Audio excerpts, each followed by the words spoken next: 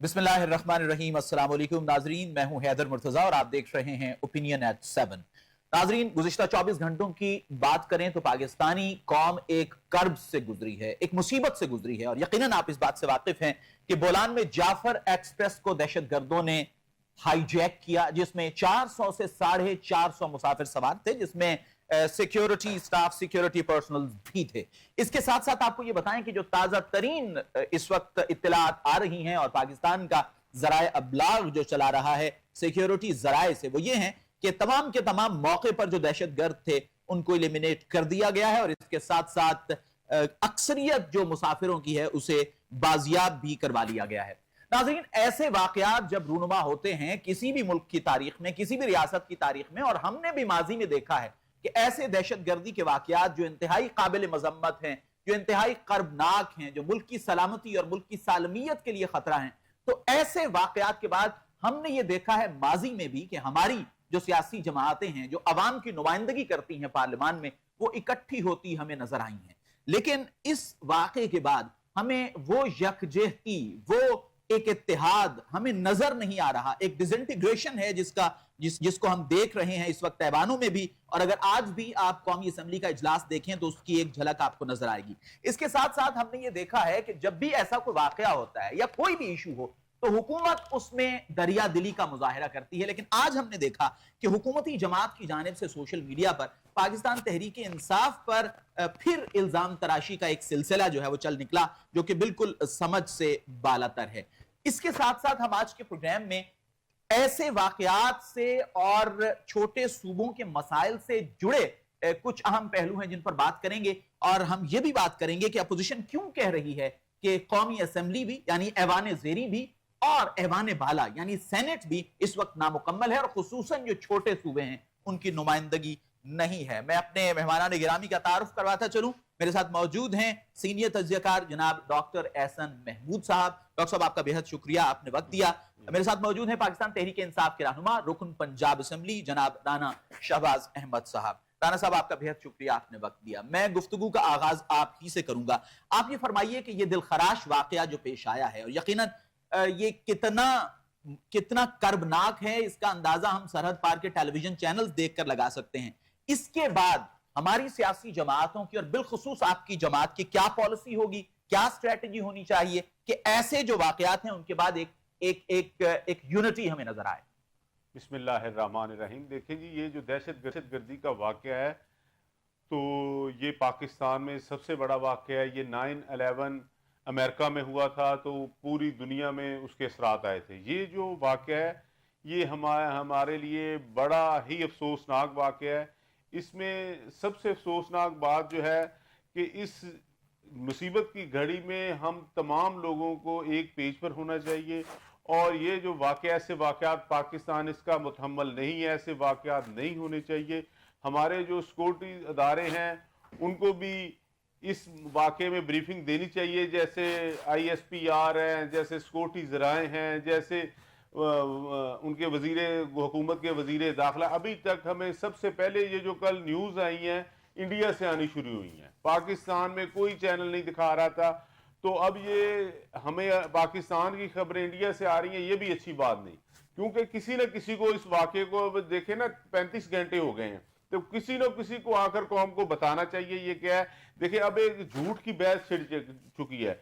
हमारा मीडिया कुछ कह रहा है, इंडिया कुछ कह रहा है, कोई कुछ कह रहा है, तमाम लोग सिर्फ पट्टी चला रहे हैं, खामोश हैं। तो मेरी गुजारिश होगी हमारे वजीर दाखिला से, DG ISPR से, किसी से कि आकर कोई कौम को असल बात बताए क्या है। कोई कह रहे हैं जी इतने दहशतगर्द मारे गए हैं, कोई कह रहा है जी इतने आम लोग मारे गए हैं। तो इसकी वाज़िया हमें बताया जाए और एक लाइन दी जाए, और इस पर हुकूमत को सख्त एक्शन लेना चाहिए, और जो कुछ भी इनके मुलव्वस हैं जो पाकिस्तान की सालमियत के खिलाफ हैं उनको बिल्कुल एक कड़ी सजा होनी चाहिए इसकी।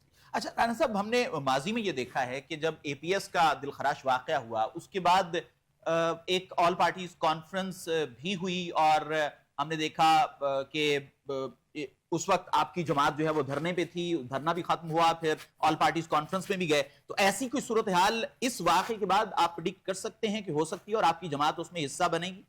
देखिए जी, ये तो पाकिस्तान का मामला है, اس میں تمام کو اکٹھا ہونا چاہیے. اس میں جماعتوں کا معاملہ نہیں ہے, یہ ہمارے بہن بھائیوں کا معاملہ ہے, ہمارے بچوں کا معاملہ ہے.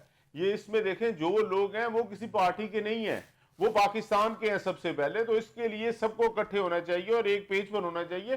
دہشت گردی تو کوئی پارٹی نہیں نہ چاہتی, سب اس کے خلاف ہیں. یہ دہشت گردی کیوں ہوئی ہمیں دیکھنا چاہیے. افغانستان کے ساتھ جو ہم نے ان کو ادھر سے نکالا, اس کی کتنے ہم اثرات ہیں اور اس کو کیسے حل کیا جا سکتا ہے, کیسے اس کو ٹھیک کیا جا سکتا ہے. ٹھیک ہے ڈاکٹر صاحب, میں آپ کی جانب آؤں گا. آپ یہ فرمائیے کہ جب ہم بات کرتے ہیں بلوچستان کی, تو دیگر جو ہمارے علاقے ہیں ان سے مختلف صورتحال وہاں پر ہے, وہاں پر انسرجنسی ہے, فیکٹرز مختلف ہیں. تو آپ کیا سمجھتے ہیں کہ یہ اپنی نوعیت کا منفرد واقعہ ہے؟ ایسا واقعہ پہلے کبھی نہیں ہوا کہ کسی ٹرین کو ہائی جیک کر لیا گیا. کیا فیکٹرز اس کے پیچھے ہو سکتے ہیں اور دہشت گرد کیا مقاصد حاصل کرنا چاہتے ہیں اس سے؟ بسم اللہ الرحمن الرحیم. دیکھیں سب سے پہلے تو فوکس کرتے ہیں کہ کیا ہوا ہے اور ہونا کیا چاہیے تھا اور ہو کیا رہا ہے. ٹھیک. ایک تو ناظرین بھی یہ نوٹ فرما لیں کہ اس پوری صدی میں یعنی ایک سینچری میں کل واقعات اس ٹرین اغوا سے پہلے جو ٹرین اغوا کے ہوئے ہیں وہ صرف 5 ہیں پوری دنیا میں. یہ چھٹا واقعہ دنیا پہ جو ہے نا کرۂ ارض پر اس صدی میں ٹرین کے اغوا کرنے کا یہ چھٹا واقعہ ہوا ہے. اب اس 6 واقعات میں جو ہے نا ان 5 واقعات کے مقابلے میں اس واقعہ میں ایک بڑی حیرت انگیز جو ہے نا وہ فرق والی بات ہے.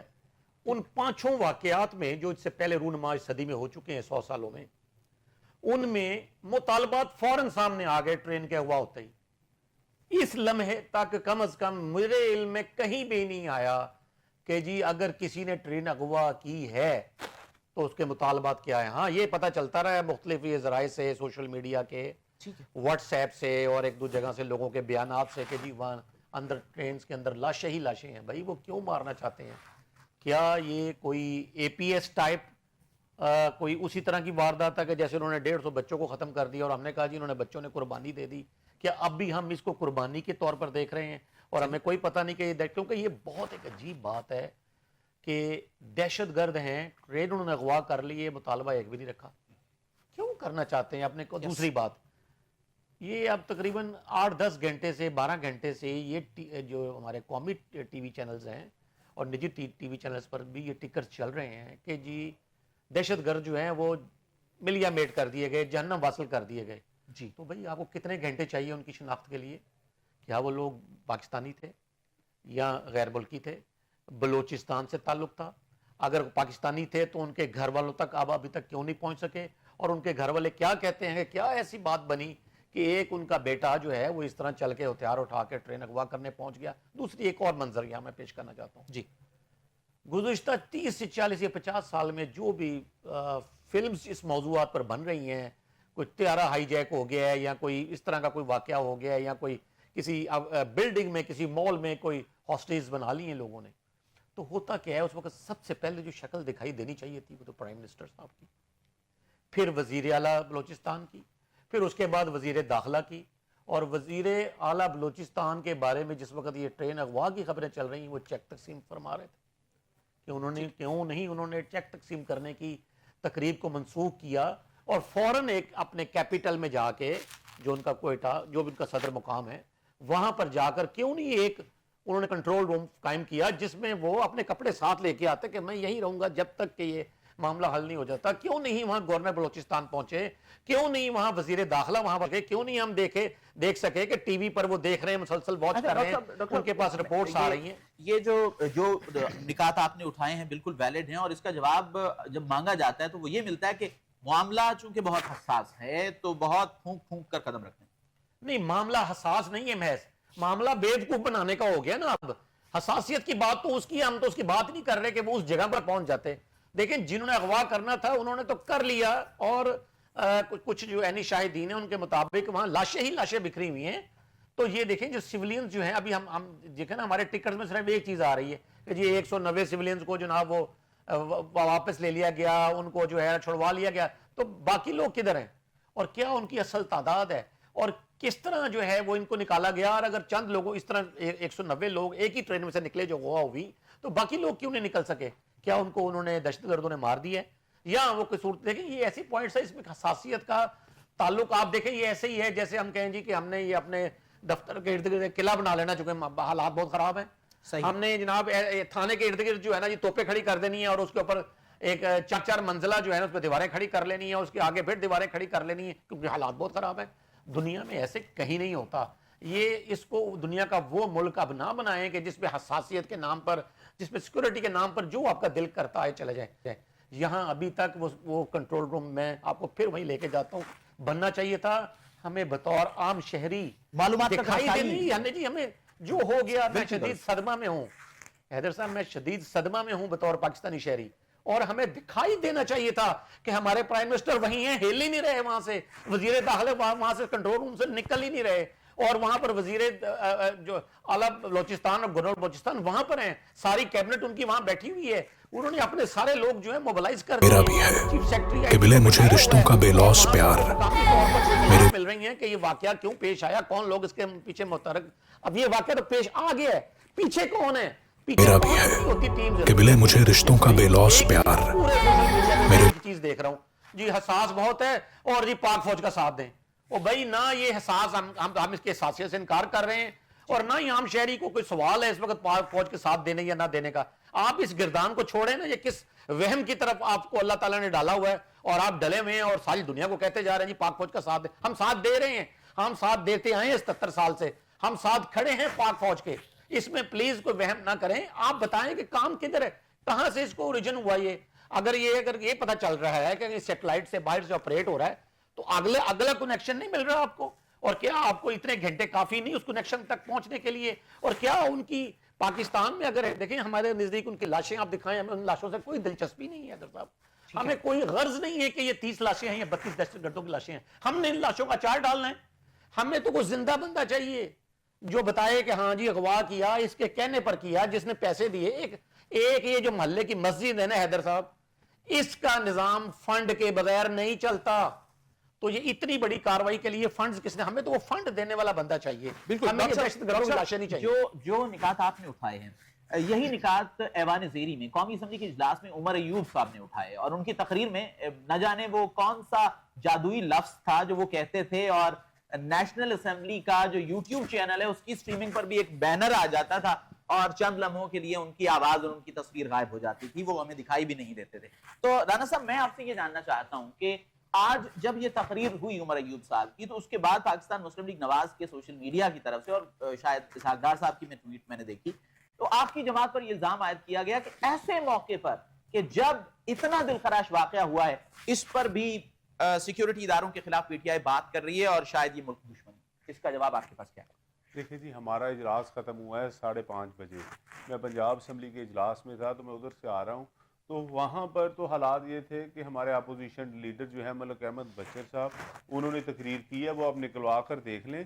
تو انہوں نے تو کہا کہ ہم اس وقت جو ہے ساتھ کھڑے ہیں, اور بڑے دکھ کی بات ہے, اور ان لوگوں کو جو ہے پتہ لگانا چاہیے, اور جو یہ ہو رہا ہے یہ پاکستان کے حالات خراب کرنے کی کوشش کر رہے ہیں, ایسا نہیں ہونا چاہیے. جو بھی اس میں پچھلی گورنمنٹ کا قصور ہے, اس سے پچھلی کا ان چیزوں کو بلا کر ہمیں صحیح راستے پر چلنا چاہیے, اور جیسا یہ ہے اور اس کی جتنی بھی مذمت کی جائے اس سے کم ہے. ٹھیک ہے ڈاکٹر صاحب, یہ بتائیں کہ سلمان اکرم راجہ صاحب نے گفتگو کی, اب کچھ دیر قبل ہی ان کی بانی پی ٹی آئی سے ملاقات ہوئی تھی, تو اس میں انہوں نے کہا کہ جو تمام تر اختلافات ہیں ان کو بھلا دینا چاہیے, ہمیں مل کر بیٹھنا چاہیے, اکٹھا ہونا چاہیے, اور پی ٹی آئی اس حوالے سے اپنا لاہ عمل دے گی, اور بہت اچھا لاہ عمل دے گی. آپ اس کو کتنا حوصلہ افزا سمجھتے ہیں؟ حیدر صاحب دیکھیں, پاکستان کا ہر لمحہ, پاکستان کے چپے چپے میں پھیلے ہوئے لوگ, پاکستان کا ہر ذرہ اس وقت متقاضی ہے کہ سب لوگ مل کر استحکام پاکستان کے لیے, استحکام معیشت کے لیے, استحکام ریاست کے لیے اکٹھے ہوں. لیکن یہاں غور یہ کرنا پڑے گا, یہاں جائزہ یہ لینا چاہیے میں بڑا سیریس انداز میں, یہ کوئی ایسے نشستن گفتن برخاستن پر مبنی نہیں ہونا چاہیے. روزانہ ہمیں جائزہ لینا چاہیے اور فیصلہ کرنا چاہیے کہ کون ایک پیج پر نہیں آنے دے رہا, ریاست کے اس اہم معاملات کو کون سلجھنے نہیں دے رہا ہے. اگر یہ میں کہوں یہاں پر کہ اس کو پی ٹی آئی بطور اپوزیشن نہیں سلجھنے دے رہی, تو یہ بالکل ہی غلط ہوگا, یہ جھوٹ ہوگا. میں بطور عام پاکستانی یہ جھوٹ نہیں بول سکتا, نہ یہ برداشت کر سکتا ہوں, نہ یہ چاہتا ہوں کہ کوئی اور لوگ اس جھوٹ کو بولیں. وہ تو دیوار سے لگی ہوئی جماعت ہے.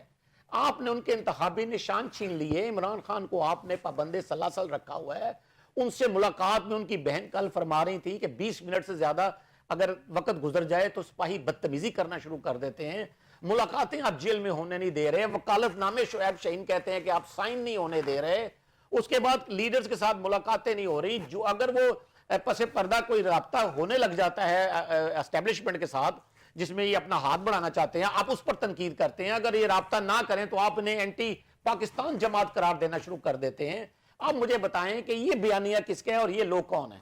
اچھا یہ ذکر جو میں نے کیا کہ پی ایم ایل این کی جانب سے اس موقع پر کہ جب وہ حکومت میں ہیں, وزیر اعظم ان کا ہے, چیف ایگزیکٹو ہے وہ اس ملک کے, اور ان کا آفیشیل جو ٹویٹر ہینڈل ہے وہ پاکستان تحریک انصاف کے بارے میں کہہ رہا ہے کہ انہوں نے ملک دشمنی کر دی اور انہوں نے جو ہے وہ سیکیورٹی اداروں پر بات کر دی, حالانکہ اس میں بات جو ہے وہی تھی جس کا لب لباب آپ نے بیان کیا اپنی پہلی گفتگو. حیدر صاحب دیکھیں, اگر پھر ایک پیج کی بات نہ کی جائے نا, پھر معاشی استحکام کی بات نہ, جب تک سیاسی استحکام نہیں ہوگا معاشی استحکام نہیں آئے گا. ہمارے وزیر اعظم سے لے کے صدر پاکستان سے لے کے ہمارے تمام وزراء نے جو ٹی وی پر آتے ہیں انہوں نے یہ تسلیم کیا ہے کہ جی سیاسی استحکام چاہیے معاشی استحکام کے لیے. سارے کالم نگار لکھ کر تھک گئے ہیں کہ سیاسی استحکام چاہیے معاشی استحکام کے لیے. تو سیاسی استحکام کیا پی ٹی آئی کے ذمہ میں ہے اس وقت؟ کیا بال ان کے کورٹ میں ہے؟ جی نہیں, بال حکومت کے کورٹ میں ہے. حکومت کے ذمہ ہے سیاسی استحکام لے کے آنا, حکومت کے ذمہ ہے اس ساری صورتحال کو سلجھانا. قیادت کا کام کیا ہوتا ہے؟ مسائل حل کرنا یا مسائل کو الجھانا؟ قیادت کا کام کیا ہوتا ہے؟ ذمہ دارانہ رویے سے اپنا ذاتی نقصان کرتے ہوئے قومی فائدہ کرنا. قیادت کا کام کیا ہوتا ہے حیدر صاحب؟ قیادت کا کام ہوتا ہے کہ جو کام نہیں ہونے والے ہوتے ایک عام آدمی سے, وہ قیادت کیا کرتی ہے. وہ چیزیں جو کہ ایک قومی سطح پر ایک ٹاسک بن جاتے ہیں, قیادت وہ کیا کہاں ہے یہ لیڈرشپ؟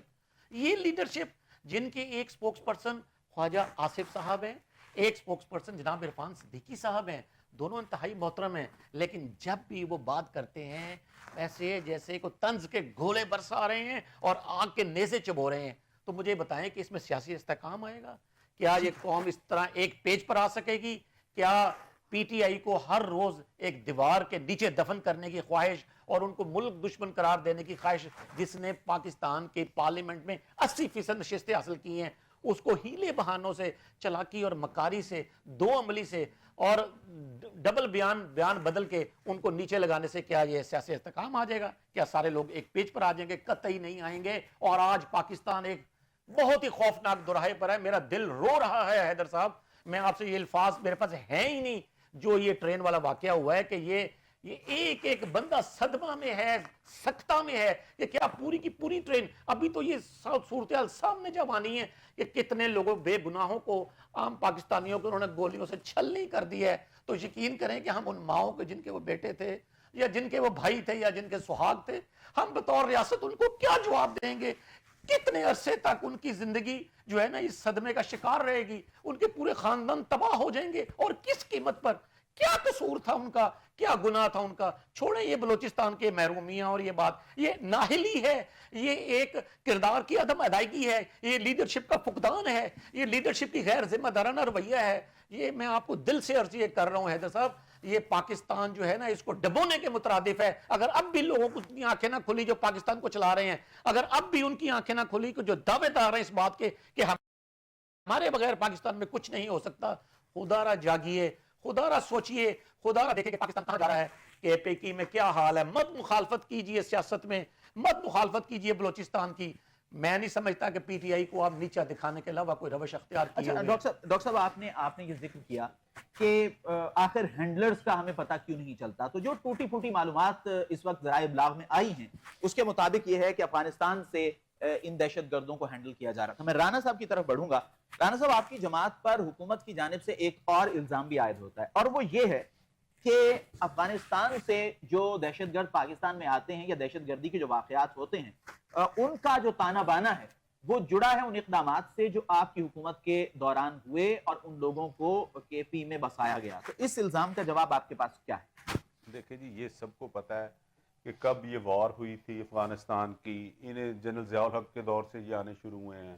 ان کا تو نام لے رہے ہیں نا, اصل میں جو کہنے والے ہیں جنہوں نے جو لے کر آئے ہیں ان کا نام لیں.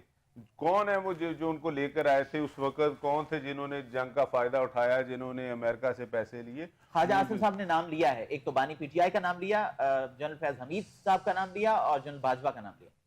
سر دیکھیں انہوں نے اصل میں جو یہ آئے ان سے پہلے کے ہیں، یہ جو ہیں ضیاء الحق کے دور سے آئے ہوئے ہیں، اصل نام وہ نہیں لے رہے کیونکہ وہی سیاست میں لے کر آئے تھے. یہ ہوتی ہے امریکی فوج کے افغانستان سے انخلا کے بعد کی. اس کے بعد تو انہوں نے سارے لوگ نکال دیے جو 20-30 سال کے آئے تھے، جن کی ادھر پراپرٹیاں تھیں، جن کی ملیں تھیں، ان تمام لوگوں کو انہوں نے ادھر سے بسوں میں ٹرکوں میں لے جا کر ان کو سب کو چھوڑ آئے تھے. یہ ایک آپریشن ہوا تھا، انہوں نے سب نے ان کو در بدر کر دیا تھا. یہ 3 سال میں حکومت میں ہے. یہ 8 مارچ 2022 سے ان کی گورنمنٹ ہے شہباز شریف صاحب کی، اور ان کو خواجہ آصف کو یہی بات نہیں پتا کہ ہم نے تو ان کے سارے بندے باہر نکال دیے، تو اب بھی یہ باتیں کر رہے ہیں. تو یہ جو میں سمجھتا ہوں کہ ایسے لوگ ہی ذمہ دار ہیں کہ جو ان عہدوں پر ہو کر کوئی سیریس بات نہیں کرتے. یہ کون لوگ ہیں؟ یہ کون جو ہے ٹی وی پر صحیح خبریں نہیں چلنے دے رہے؟ جو ٹی وی پر جنہوں نے کنٹرول کیا ہوا ہے، جنہوں نے میڈیا پر کنٹرول، سب کو اپنی حدود میں رہنا چاہیے. ان کو اپنی حدود سے جس کا جو کام ہے وہی کرنا چاہیے. ٹھیک رانا صاحب، ہم مزید جو ابتدا میں جن پہلوؤں کی بات کی ان کی جانب بڑھیں گے، لیکن مجھے اذان بریک کی طرف جانا ہے. بریک کے بعد واپس آئیں گے.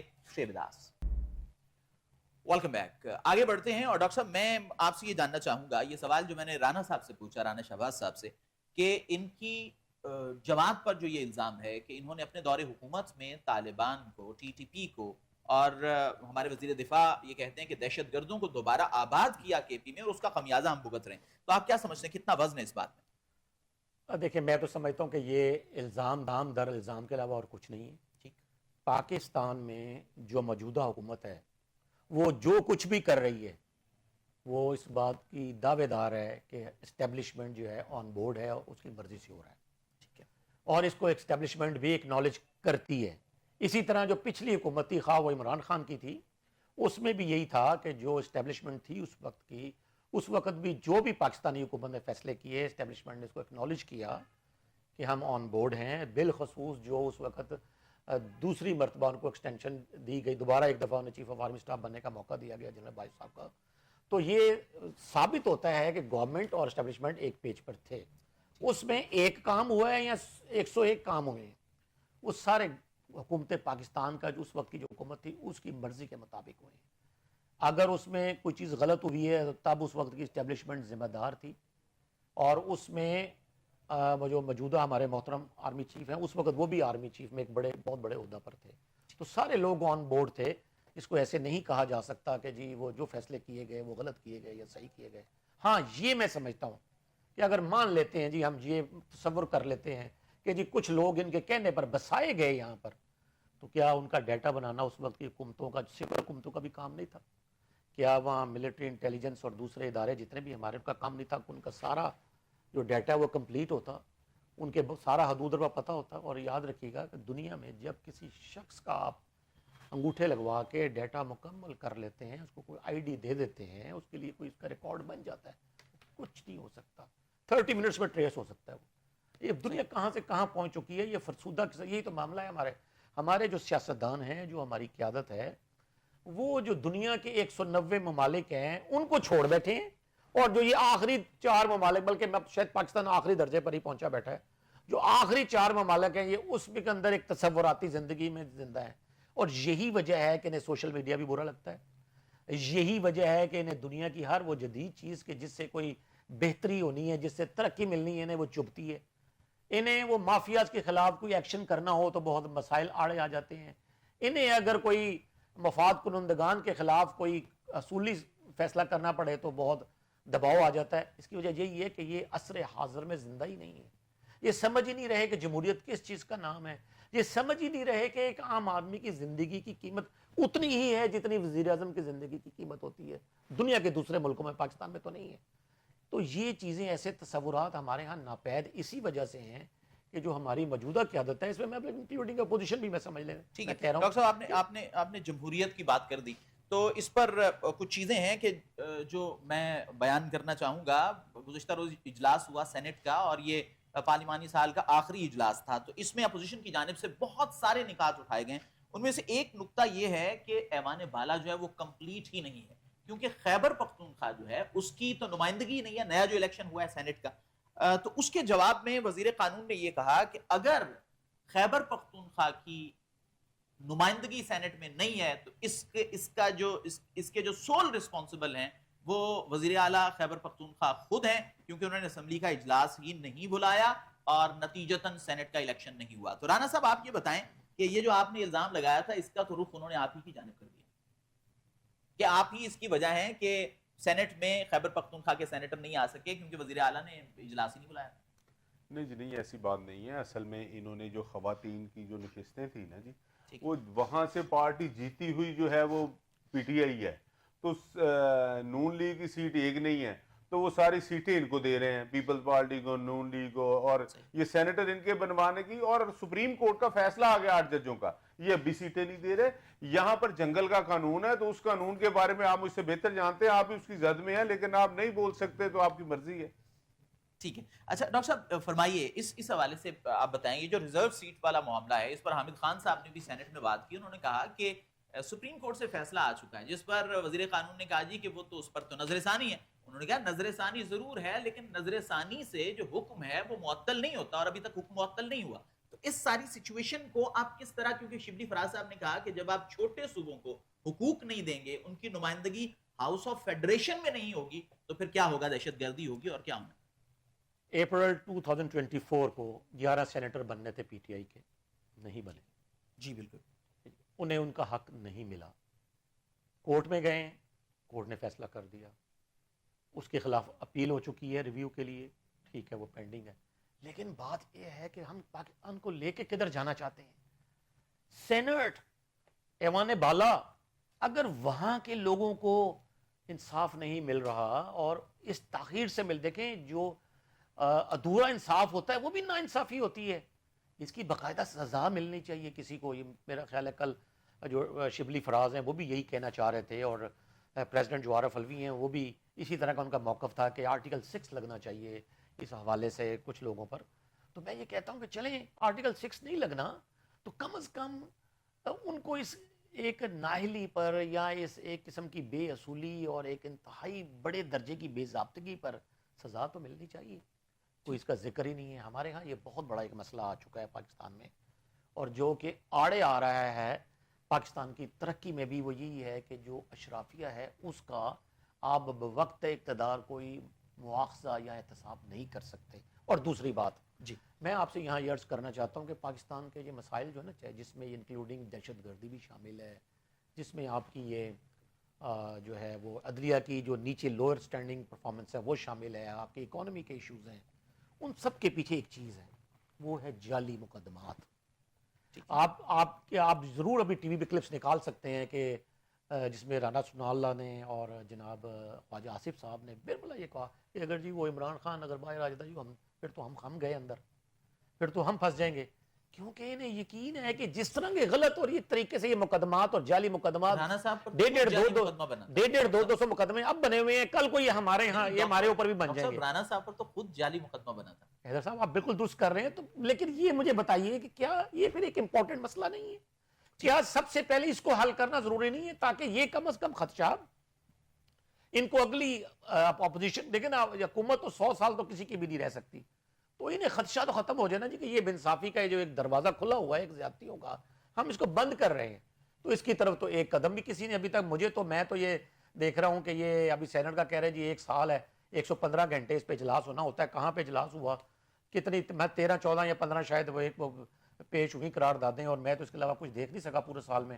تو کہاں یہ جعلی مقدمات کے بارے میں یہ بات چھوڑ دیں آپ، یہ پی ٹی آئی کے مقدمات میں اس کی بات نہیں کر رہا. میں یہ بات کر رہا ہوں کہ اوورآل پاکستان میں یہ ہونا نہیں چاہیے. یہ 2025 ہے، قرۂ ارض پر آج آپ ایک چیز کرتے ہیں اگلے سیکنڈ میں وہ آن ایئر ہوتی ہے. چینلز پہ نہ ہو تو سوشل میڈیا پر ہوتی ہے، فیس بک، ٹویٹر، انسٹاگرام اور یہ سارے جو ٹولز ہیں، ٹک ٹاک، یہ بھرے ہوئے ہیں سارے انفارمیشن سے. بتا دیتے ہیں جی یہ ہو گیا ہے، آپ جتنا چاہے چھپانا چاہے چھپا لیں، چیز نہیں پتہ لگے گا اگلے دن پتہ چل جاتی ہے، لوگ بتا دیتے ہیں. تو ہم کس خول میں خود کو بند کیے ہوئے ہیں؟ ہم کیوں؟ میں تو حیران ہو رہا ہوتا ہوں پڑھ کے یہ خبریں کہ جی وہ مقدمات کی فہرست کے لیے ہائی کورٹ سے جا کے استدعا کی کہ مجھے بتائیں. یہ از دس اے سسٹم؟ اس کو سسٹم کہتے ہیں. اس سے ہم ترقی کے دعوے کا کیا ایسے ممکن ہے کہ معاشی ترقی ہو سکے اس طرح کے سسٹم میں؟ کیا ممکن ہے کہ اس طرح کے سسٹم میں سیاسی استحکام آ سکے؟ کیا یہ ممکن ہے کہ لوگ یہاں سے ہجرت کی خواہش تبدیل کر دیں اس طرح کے سسٹم کے ہوتے ہوئے؟ یہ ایک جابرانہ غلط سسٹم ہے جس کے ڈانڈے Indian colonial system I C S سے ملتے ہیں. اس کو بند ہونا چاہیے. یہ غلط ہو رہا ہے کہ آج جو حکومت میں ہے, جو اقتدار میں ہے, اس کے اوپر کوئی مقدمہ نہیں ہوگا, اس کی کسی غلطی کا مواخذہ نہیں ہوگا, اس کو کبھی پوچھا نہیں جائے گا. جو ہی وہ اقتدار سے باہر ہوتے ہیں اور درجنوں مقدمات بنا دیتے ہیں, وہی ادارے ہوتے ہیں. اچھا رانا صاحب, کل جو اجلاس ہوا ایوان بالا کا, تو اس میں شبلی فراز صاحب نے کہا کہ پیپلز پارٹی جو ہے ہم اس کے ساتھ ہیں جو پنجاب میں 6 نہریں نکالنے کا معاملہ ہے, لیکن پیپلز پارٹی کو بھی, انہوں نے جو لفظ استعمال کیا ظاہر ہے وہ میں نہیں کر سکتا, انہوں نے کہا پیپلز پارٹی کو بھی ہمارے ساتھ اس خیبر پختونخوا کے سینیٹرز کے معاملے پر ہونا چاہیے. تو کیا ہم پیپلز پارٹی اور پاکستان تحریک انصاف کے درمیان کوئی ورکنگ ریلیشن شپ دیکھ رہے ہیں آنے والے وقت میں؟ نہیں, کوئی ورکنگ ریلیشن شپ نہیں ہے. یہ تو آپ سینٹ کی بات کر رہے ہیں. پنجاب اسمبلی کے اندر ان کے کل ایک چانگ صاحب ہیں, رحیم یار خان سے ایم پی اے, اس کے قصے زد و عام ہے. جس طریقے سے وہ رویا ہے, جس طریقے سے اس نے کچے کے ڈاکوؤں کی بات کی, جس طریقے سے انہوں نے کہا جی کہ سارا جو زمینیں اس پر پولیس نے قبضے کروائے ہوئے ہیں, پولیس نے ہزار ایکڑ لوگوں کے کھائے ہوئے ہیں, پولیس نے ڈاکو بنائے ہوئے ہیں, پولیس پر جس طرح اس نے الزامات لگائے, اور جس طرح اس نے کہا جی کہ ہمیں تو خطرہ ہی زیادہ پولیس سے ہے, تو پولیس نے ہمارے 3 لوگ اٹھا لیے اور ان سے تاوان مانگ رہے ہیں, ایسا ہو رہا ہے. تو یہ تو کوئی جنگل کے قانون کی بات کر رہے ہیں. لیکن پیپلز پارٹی اور نون لیگ آپس میں ان کا اشتراک ہے, لیکن وہی اپنی حکومت پر الزام لگا رہی. اچھا ٹھیک ہے ڈاکٹر صاحب, اس پہ بھی ایک چیز ہے, اور وہ بھی اتفاق سے ایوان بالا سے بھی ہے کہ چیئرمین سینٹ کچھ دن آئے نہیں, انہوں نے اجلاس کی صدارت نہیں کی, اور وجہ یہ تھی کہ انہوں نے پی ٹی آئی کے ایک سینیٹر کے پروڈکشن آرڈرز جاری کیے تھے, لیکن وہ طویل عرصے سے انہیں نہیں لایا جا رہا سینٹ میں. لیکن پھر وہ آ گئے, اور انہوں نے اس اجلاس میں یہ بھی کہا کہ اگر مجھ پر جو مقدمہ تھا, اگر اس میں مجھے بٹھا لیا جاتا تو میرے پروڈکشن آرڈر کون جاری کرتا. تو اس صورتحال کو آپ کس نظر سے دیکھ رہے ہیں کہ چیئرمین سینٹ نے پھر معاملہ جو ہے وہ پریویلیج کمیٹی کو بھجوا دیا, جس پر کامران مرتضیٰ صاحب نے کہا کہ دیکھیں کسی ممبر کا کوئی پریویلیج یہاں پہ افیکٹ نہیں ہوا, آپ اس سینٹ کے کسٹوڈین ہیں, آپ کی کمانڈ وائلیٹ ہوئی ہے, تو اب آپ پریویلیج کمیٹی کو کیوں بھجوا رہے ہیں؟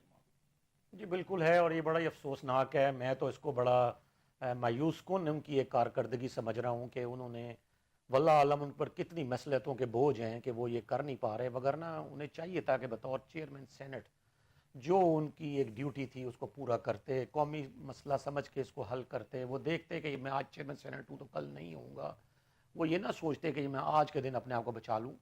وہ اس چیز کو دیکھتے اور اس کو یقینی بناتے, اور جو ان کے پروڈکشن آرڈر تھے اس پر عمل درآمد 100% ہونا چاہیے تھا, اور جنہوں نے نہیں کیا ان کے خلاف انہیں قرار واقعی ایک کارروائی کرنا چاہیے. اگر انہیں کسی طرح کی جو افسر شاہی تھی, اگر اسے کوئی کسی طرح کی سیاسی دباؤ کا یا سیاسی پریشر کا سامنا تھا, تو اس کو باقاعدہ آن ریکارڈ لایا جائے, پھر بھی ان کے خلاف افسر شاہی کے خلاف کارروائی کی جائے, تاکہ کل کو افسر شاہی بتا سکے اپنے سیاسی پریشر والوں کو کہ جی دیکھیں یہ تو اس طرح ہو جاتا ہے تو آئی ایم سوری, میں اس کو وائلیٹ نہیں کروں گا. دیکھیں ریاستیں تباہ ہو جاتی, بلکہ ہو چکی ہے جب ہم اصولی طور پہ چیز نہیں کرتے, ہم 2 عملی کا شکار ہوتے ہیں. جب ہم غلط روایات کو جو ہے نا اپنا لیتے ہیں, اس کو کہتے ہیں جی یہ تو ہوتا ہے, یہ تو چلتا ہے. پاکستان اس وقت جو چل رہا ہے نا وہ سارے یہ تو چلتا ہے جی, یہ ہے غلط, مانتے نہیں, جانتے سب ہیں, لیکن یہ بہت خطرناک صورتحال ہے. اس سے ہمارے نوجوان جو ہے نا وہ انتہائی سے بددل ہو رہے ہیں. اور ابھی آپ نہر کی ایک بات کر رہے تھے, آپ کے ساتھ میں نے گزشتہ ایک پروگرام کیا تھا نہروں کے حوالے سے, اور میں نے آپ سے یہ عرض کیا تھا کہ یہ نہ ہو پھر, کیونکہ پروگرام تو جو وہ گرین پاکستان ہے وہ بھی ایک بڑا زبردست پروگرام ہے, اس کی بہتر پروگرام ہونے کے میں کوئی شبہ نہیں ہے. میں نے تو آپ کو پچھلے پروگرام آپ نکال لیں واضح طور پہ یہ کہا تھا, لیکن میں نے یہ کہا تھا کہ جس طرح کالا باغ ڈیم کو کسی اشاروں پر اس طرح ایک جو ہے نا متنازع بنا دیا گیا, تو اس پروجیکٹ کو بھی کہیں متنازع نہ بنا دیا جائے. اور یہ بھی مجھے اس کے کنفرمیشن ابھی شاید ہو جائے, تو یہ میں نے ابھی ایک سوشل میڈیا پر ایک چیز دیکھی ہے کہ جی پرائم منسٹر اور جو محترم بلاول بھٹو ہیں ان کی ملاقات ہوئی ہے, اور انہوں نے 9 ارب روپے جو ہے نا 900 کروڑ روپیہ جو ان کے صوابدادی فنڈ میں ان کو دے دیا ہے. تو آپ مجھے بتائیں کہ یہ کہاں گئی نہریں اور کہاں گیا نہری مسئلہ, اور کس طرح کا یہ کیا ہو رہا ہے, یہ کیوں ہو رہا ہے ایسا, کیوں اس طرح کے ان کو یہ جو عوامی اگر رقوم ہے تو ان کو اس طرح صوابدیدی فنڈز پر دینا کہاں کی ایک کوئی اصولی سیاست ہے, یا لیکن یہ انویریفائیڈ ہے. یہ تو بالکل دیکھیں کہ یہ میں تو یہ سمجھ رہا ہوں کہ پاکستان کے ٹیکس پیئر کے ساتھ بہت بڑی زیادتی ہے. دنیا میں ایسا ہوتا لیکن نہیں ڈاکٹر ہے. صاحب یہ نہروں کے مسئلے پر رانا صاحب کی پارٹی ساتھ ہے پیپلز پارٹی کے. نہیں سر، نہروں کے مسئلے پر ہمارا تو یہ موقف ہے کہ جو نہریں ہیں ہمارا پانی کم ہو رہا ہے، جو زمینی پانی وہ بہت نیچے جا رہے ہیں، فصلیں جو ہیں وہ اب ہماری جو پہلے رقبے آباد ہیں، کیونکہ یہ نیا رقبہ آباد کرنے جا رہے ہیں. ٹھیک ہے، چولستان. ہاں جی، اگر یہ 44 لاکھ ایکڑ کے لیے ان کو 2 کروڑ ایکڑ کا پانی دے دیں، کیونکہ جہاں پر یہاں پر رقبے جو ہیں وہ گھسر ہیں، وہاں پر جو ابھی آباد ہونے ہیں ان کو پانی بڑا زیادہ چاہیے ہوتا ہے. یہ جو پکے رقبے ہیں تو یہ ایک جیسے 10 ایکڑ سیراب ہوں گے، وہاں پر 1 ایکڑ ہوگا. اگر یہ ان کا پانی جو ہے 10 ایکڑ کا 1 ایکڑ کو دے دیا جائے کہ جی یہ ہمارے حکمرانوں کے ہیں، انہوں نے آگے ٹھیکہ ان کا وصول کرنا ہے تو پانی ہوگا تو ٹھیکہ ملے گا، یہ صحیح نہیں ہے. اگر پانی وافر ہو تو ان کو دینا چاہیے، یہ رقبے آباد کرنے چاہیے. یہ پاکستان کی معیشت کے لیے ریڑھ کی ہڈی ہوں گے. تو اگر یہ پانی پہلے ہی نہیں پورا ہے تو پھر ان کو دینے کی ضرورت نہیں ہے. ٹھیک ہے. پھر جو آباد ہے ان کو تو نہیں بنجر کرنا چاہیے.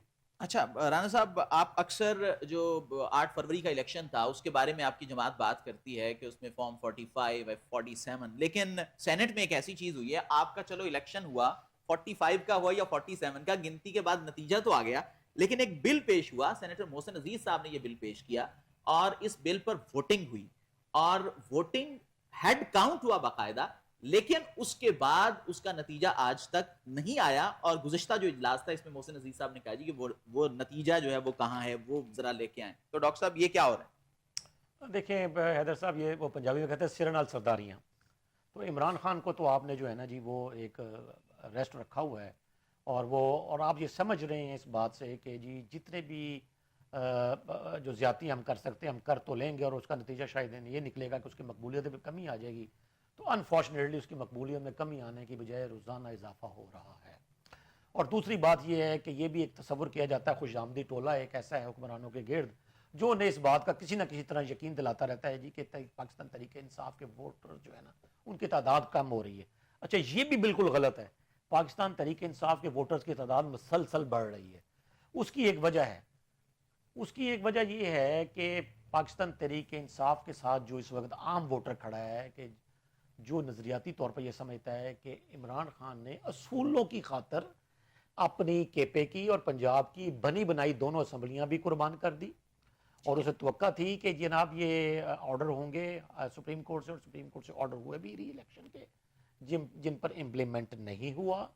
لیکن اس نے اپنے اصولوں کے ساتھ جو ہے نا وہ بے وفائی نہیں کی، اصولوں کے ساتھ کھڑا رہا. اور آج پاکستان کا ہر وہ بندہ جو اصول پسند ہے، جس کو یہ 2 نمبری 2 عملی اور یہ اس طرح کی لالچ مکر فریب پسند ہے، وہ تو میں نہیں کہتا ان کا، جس کو اصول پسند ہے وہ عمران خان کے ساتھ کھڑا ہے، خواہ اس کا تعلق پراپرلی پی ٹی آئی کے ساتھ ہے یا نہیں ہے، ان کا کوئی طریق کا رکن ہے یا نہیں ہے، ان کی پارٹی کا رکن ہے یا نہیں ہے، لیکن اصولی موقف میں لوگ عمران خان کے ساتھ کھڑے ہیں. اب یہ جو ہے اس وقت خوش آمدی ٹولہ کسی صورت بھی جو ہے نا وہ یہ ہونے نہیں دے رہا، حکمرانوں کو پتہ نہیں چلنے دے رہا کہ جی یہ لوگ عمران خان کی حمایت میں زیادہ ان کی تعداد بڑھ رہی ہے، مقبول میں اضافہ ہو رہا ہے یا کمی ہو رہی ہے. ٹھیک ہے ڈاکٹر صاحب، پروگرام کا وقت ختم ہونے کو ہے، 1-2 منٹ ہی ہیں، تو میں رانا صاحب سے بالکل مختصر یہ جواب چاہوں گا کہ دیکھیں پنجاب حکومت کی جو کارکردگی ہے اس کی تو اخبارات کے صفحے بھی تاب نہیں لا رہے. گاؤں میں انہوں نے ستھرا پنجاب شروع کر دیا ہے، تو آپ وائٹ پیپر لانے جا رہے ہیں، آپ کو کیا اعتراض ہے ان سارے پروجیکٹس؟ دیکھیں جی یہ تو آپ نے اس کے لیے تو آپ مجھے 1 دن بھی دے دو کم ہے، تو آپ نے 2 منٹ دیے، تو اس میں یہی کہوں گا یہ ستھرا پنجاب جو ہے نا یہ بہت بڑا فراڈ ہے. یہ آپ کو پتہ لگے گا کہ یہ جی گورنمنٹ جو ہے 100 ارب روپے میں جھاڑو پھیر گئی ہے، اس کا کوئی آرڈر نہیں ہوگا جی ہم نے صفائی کی ہے جی مٹی اڑا دی ہے تو 100 ارب ہم نے لے لی ہیں، ہم نے پیسے دے دیے. تو آپ کے حلقے میں بھی یہ ہے؟ ہمارے حلقے میں بتاتا ہوں، پچھلے ماہ ایک چیک آیا تھا 8 کروڑ کا، اس ماہ ایک چیک آیا 6 کروڑ کا. یہ دونوں چیک ہے، دونوں کے ساتھ ایک ٹھیکیدار لاہور سے گیا ہے، وہ پتہ نہیں فیصل آباد کا کہاں گا، وہ پیسے نکلوا کر اسی وقت واپس آ گیا. نہ کیونکہ ہمارے تحصیل میں وہ بینی سسٹم ہے، 2 ٹاؤن کمیٹی ہیں، وہاں کا پرانا عملہ کام کر رہا ہے، وہاں پر صفائی ہو رہی ہے، لیکن علیحدہ ہر زمیندار اپنے زمین میں بیٹھا ہے، اکیلا کہ وہ گاؤں سسٹم وہاں پر نہیں ہے. وہاں سے انہوں نے 14 کروڑ نکال لیا 2 مہینوں میں، اور ہماری پوری تحصیل میں جھاڑو کا تو 14 کروڑ نکل گیا، لیکن کوئی ہسپتال 14 کروڑ کا نہیں ہے، کوئی کالج 14 کروڑ کا نہیں ہے، کوئی سکول 14 کروڑ کا نہیں ہے. اگر یہ 6 کروڑ 8 کروڑ ہر مہینے دینے ہیں تو وہاں پر 2 BHU بنیں گے, 2 بچوں کے پرائمری سکول بنیں گے, 2 ہائی سکول بنیں گے, ہمیں پیسے دیں تو ہاسپٹل کے لیے دیں. ایسے جیسے یہ جھاڑو کی مدد میں خود اپنے پیٹ بھرنے لگ پڑے ہیں, ایسے کام نہیں ہوگا. پیف میں دیکھیں انہوں نے سکول جو ہے وہ 4 مرلے کے 6 مرلے کے مکان میں آ گئے ہیں لوگ پیف کے ذریعے, وہ اتنا بڑا فراڈ ہے. پھر BHU ہاسپٹل جو تھے گاؤں میں جہاں پر کوئی علاج ہو جاتا تھا, کوئی دوائی مل جاتی تھی, وہ دوائیاں ختم ہو گئی ہیں. ہاسپٹل وہ ٹھیکے پر دے رہے ہیں. دیکھیں آپ کسان کی گندم نہیں خرید رہے, وہ 2200 روپے آج بک رہی ہے, ابھی گندم آئی نہیں ہے, تو کسان تو مر جائے گا, اس کو گھر 34-35 روپے پڑتی ہے. پروگرام کا وقت اختتام پذیر ہوا. جناب رانا شہباز احمد صاحب, رہنما پاکستان تحریک انصاف, آپ کا بے انتہا شکریہ. ڈاکٹر احسن محمود صاحب, سینئر تجزیہ کار, آپ کا بھی شکریہ. ناظرین, آج ہم نے بات کی کہ جعفر ایکسپریس ہائکنگ کا جو واقعہ پیش آیا ہے یہ ایک ایسا کرائسس ہے. کہا جاتا ہے کہ ہر کرائسس میں کوئی نہ کوئی اپرچونٹی ہوتی ہے. اللہ کرے کہ پاکستان کی سیاسی جماعتیں, پاکستان کے عوامی نمائندے اس کرائسس میں بھی کوئی اپرچونٹی نکالیں اور پاکستان میں امن و امان کے حوالے سے بہتر صورت دیکھنے کو ملے. حیدر مرتضیٰ کو کل تک کے لیے اجازت دیجیے. خدا حافظ.